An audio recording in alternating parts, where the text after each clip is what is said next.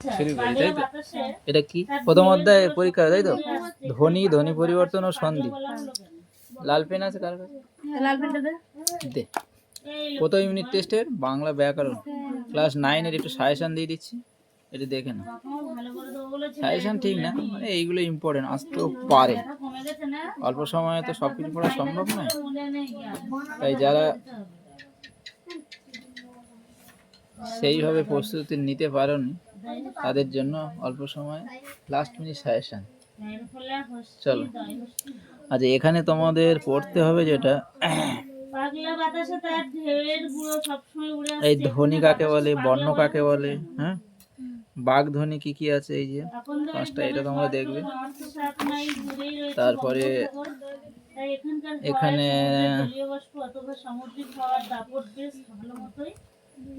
এই যে দন্ত ধ্বনি উদাহরণ, তালব্য ধ্বনি, অষ্টধ্বনি, প্রত্যেকটা উদাহরণ দিতে হবে।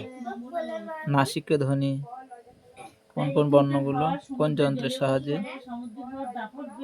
উচ্চারণ স্থান অনুযায়ী নামটা, এগুলো একটু দেখে নেবে। আচ্ছা, স্বরধ্বনি কাকে বলে, স্বরধ্বনির বৈশিষ্ট্য, স্বরধ্বনির শ্রেণীবিভাগ, ঠিক আছে? স্বরধ্বনি বৈশিষ্ট্য, স্বরধ্বনির শ্রেণী, এটা করবে। নেক্সট তোমরা চলে যাবে মৌলিক স্বরধ্বনি, কয়েকটা উদাহরণ করে নেবে। তারপর যৌগিক স্বরধ্বনি, কয়েকটা উদাহরণ করে নেবে।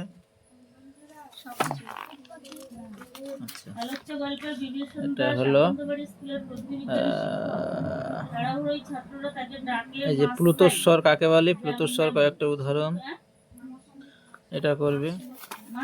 নেক্সট পেজে আছে, এখানে তেমন কিছু নেই, জাস্ট একটু চোখ বুলিয়ে নেবে। তারপরে আমরা চলে যাব ব্যঞ্জন ধ্বনি কাকে বলে, ব্যঞ্জন ধ্বনি বৈশিষ্ট্য, ব্যঞ্জন ধ্বনি শ্রেণীবিভাগ, ঠিক আছে? আচ্ছা, এগুলো কিছু নেই, তেমন ইম্পর্টেন্ট নেই। আচ্ছা, এই যে ঘোষ অঘোষ, এটা দেখবে, অল্প প্রাণ মহাপ্রাণ, অল্প প্রাণ মহাপ্রাণ, ব্যঞ্জন ধ্বনি, এগুলো করবে। তারপরে চলে যাচ্ছি আমরা, হ্যাঁ এই ছকটা অবশ্যই করবে, এই ছকটা খুব ইম্পর্টেন্ট।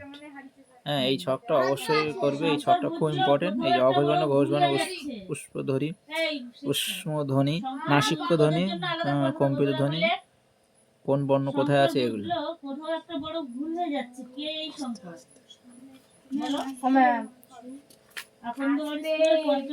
তারপরে আমরা একটু চলে যাব পরের পেজ। পরের পেজে হবে এটা অভিশ্রুতি, খুব ইম্পর্টেন্ট, এই অভিশ্রুতিটা করতে হবে। এর উদাহরণ এই যে কোরিয়া, কায়রা, কায়রা, যে অপিনিহিতি। অভিশ্রুতি কাকে বলে, অপিনিহিতির ফলে পূর্বে আগত ইকার কিংবা হ্রস্বইকার যখন সন্নিহিত স্বরধ্বনিকে প্রভাবিত করে নিজেও তার সঙ্গে মিশে রূপান্তরিত হয়, তখন তাকে অভিশ্রুতি বলে। খুব ইম্পর্টেন্ট, এটা ভেরি ভেরি ইম্পর্টেন্ট, এটা কিন্তু পরীক্ষা আসে। যেমন কোরিয়া, কয়রা থেকে করে, হ্যাঁ, কোরিয়া কয়রা, তারপরে কি হলো করে, এই হর্ষকারটা কিন্তু আস্তে আস্তে কি হলো, হর্ষকার কিংবা হর্ষকার যখন সন্নিহিত স্বরধ্বনিকে প্রভাবিত করে নিজে তার সঙ্গে মিশে রূপান্তরিত। দেখো এই হর্ষটা আর এখানে আছে কি, নেই কিন্তু, তাই না? পড়লে বুঝতে হবে, সবই সহজ, খুব একটা তেমন ডিফিকাল্ট নয়। সমীভবন কাকে বলে, এগুলো খুব ইম্পর্টেন্ট। তারপরে এখানে চলে যাব আমরা, না এই পেজে আর কিছু নেই। তারপরে পেজে আচ্ছা, অপিনিহিতি কাকে বলে, এটা খুব ইম্পর্টেন্ট, এগুলো করবে। আর আমি বিস্তারিত ব্যাখ্যায় যাচ্ছি না, এখন ব্যাখ্যা করার সময় নেই।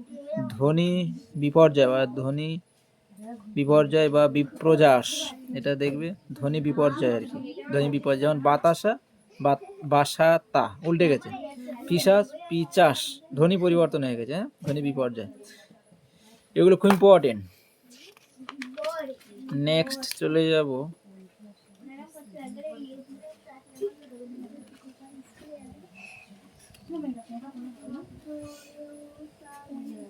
নেক্সট হচ্ছে, এখানে ছকের সাথে দেখানো হয়েছে, এটা এখন দেখার সময় খুবই নেই। আচ্ছা, এবারে সন্ধি, সন্ধি শ্রেণী বিভাগটা একবার এই ছকটা একবার চোখ বুলিয়ে নিতে হবে আমাদের। আচ্ছা নেক্সট, তারপরে হচ্ছে না, এগুলো ওই সূত্র দেওয়া আছে, স্বরধ্বনির সূত্র, এবং দুটো একটা করে উদাহরণ দেওয়া আছে, তাই তো? এই এক এক এক ঝলক দেখে নিতে হবে। আচ্ছা, এই পেজে আমরা আবার চলে যাই। এই পেজে বিসর্গ সন্ধি তো আমরা জানি। আচ্ছা, সন্ধিগুলো একবার কিছু দেখতে হবে।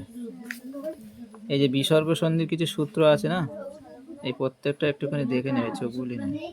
মানে এখান থেকে সন্ধি, এই যে অন্তর্নিহিত, অন্ত যোগ নিহিত, অন্তর্নিহিত ইত্যাদি ইত্যাদি, এখান থেকে একটা সন্ধি কিন্তু পরীক্ষায় আসবেই। আচ্ছা, এখানে আর কিছু নেই।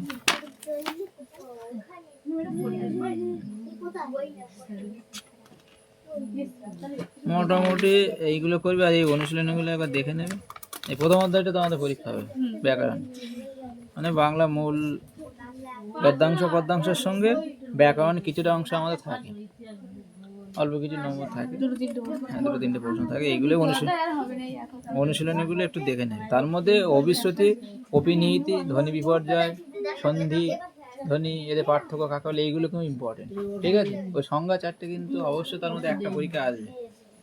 তাহলে আজকে এই পর্যন্ত, থ্যাংক ইউ।